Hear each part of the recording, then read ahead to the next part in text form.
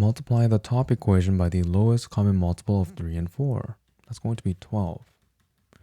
Okay, doing that, here we end up getting 4 times 4, right? So that's 16a minus 3b, right, is equal to, this is 90 plus 18, right? So that's 108. Over here, the lowest common multiple of the denominator is 6. So multiply both sides by 6. Then we can get 5a plus 6b has to be 6.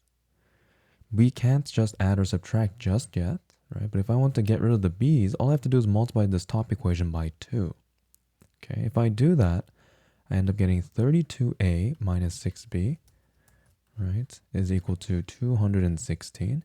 But now, so adding actually, let's add this equation with this equation, right? Then the b's disappear. Okay, and then 32a plus 5a ends up giving me 37a.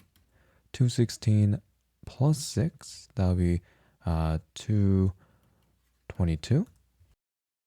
And then dividing both sides by 37, I get that a must be 6. Okay, so we have this, and let's plug it into this equation here, the second one, just because it's the easiest one.